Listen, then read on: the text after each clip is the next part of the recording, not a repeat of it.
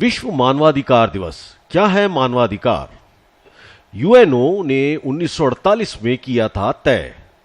10 दिसंबर 1950 को general assembly में पारित हुआ था प्रस्ताव। इंसान के प्राकृतिक अधिकार हैं मानवाधिकार। भारत में 1993 में हुआ मानवाधिकार आयोग का गठन। इंसानी अधिकारों को पहचान देने और वजूद को अस्तित्व में लाने के लिए और अधिकारों के लिए हर लड़ाई को ताकत देने के लिए हर साल 10 दिसंबर को अंतर्राष्ट्रीय मानवाधिकार दिवस मनाया जाता है। दुनिया में मानवता के खिलाफ हो रहे जुल्म और सितम को रोकने और संघर्ष को नई परवाज देने में इस दिन की महत्वपूर्ण भूमिका है। सीधे शब्दों में कहें तो मानव अधिकार वो मानदंड है जो मानव व्यवहार के मानकों को परिभाषित करते हैं।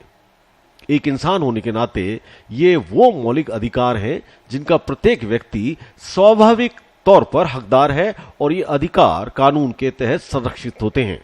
किसी भी व्यक्ति को नस्ल, जाति, राष्ट्रीयता, धर्म, लिंग आदि के अधिकार पर किसी अधिकार से वंचित या प्रताड़ित नहीं किया जा सकता। आइए अब जानते हैं क्या है मानवाधिकार। किसी भी इंसान को जिंदगी, आजादी, बराबरी और सम्मान का अधिकार ही मानवाधिकार है। भारतीय संविधान न केवल इसकी गारंटी देता है बल्कि मानवाधिकारों का उल्लंघन करने वालों को अदालतें सजा भी देती हैं।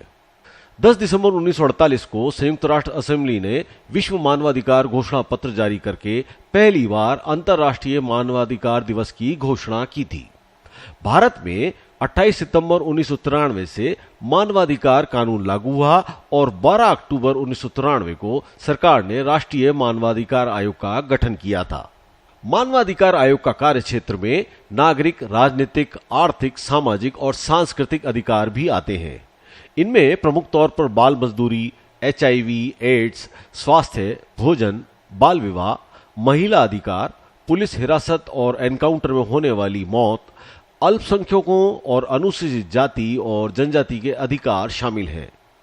आयोग मानवाधिकार हनन की शिकायत मिलने पर जांच करके सरकार को सिफारिश भेज सकता है और सरकार को पीड़ित व्यक्ति को मुआवजा देने के निर्देश भी दे सकता है। ये होते हैं मानवाधिकार। जीवन जीने का अधिकार। प्रत्येक व्यक्ति के पास अपना स्वतंत्र जीवन जीने का जन्मसिद्ध अधिकार है। न्याय का अधिकार। प्रत्येक व्यक्ति को निष्पक्ष अदालत से निष्पक्ष सुनवाई, उचित समय के भीतर सुनवाई, जन सुनवाई और वकील की सेवा लेने के अधिकार हैं। विचार, विवेक और धर्म की स्वतंत्रता। प्रत्येक व्यक्ति को विचार और विवेक की मौलिक स्वतंत्रता है और उसे अपने धर्म को चुनने की पूरी आजादी है। यदि कोई व्यक्ति किसी भी समय अपने धर्म को बदलना चाहे तो इसके लिए भी वो पूरी तरह से स्वतंत्र है। दासता से आजादी। दुनिया के अधिकांश देशों में अब गुलामी और दास प्रथा पर कानूनी रोक लग चुकी है, लेकिन फिर भी यह प्रथा आज भी कुछ हिस्सों में अवैध रूप से जारी है। अत्याचार से आजादी।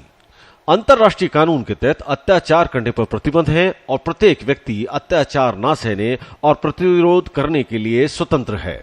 भारत में सुप्रीम कोर्ट और हाई कोर्ट्स ने मानव अधिकारों को मूलभूत अधिकारों से जोड़ते हुए कई महत्वपूर्ण फैसले दिए हैं और उसी के तहत आज इस देश में बहुत सारे ऐसे अधिकार हैं जिनमें शिक्षा का अधिकार, भोजन का अधिकार आदि ऐसे अधिकार हैं जिन्हें मौलिक अधिकारों के तौर पर माना गया है और मौलिक अधिकारों को कानूनी व्याख्या के अनुसार मानवाधिकार के दायरे में लाया गया है।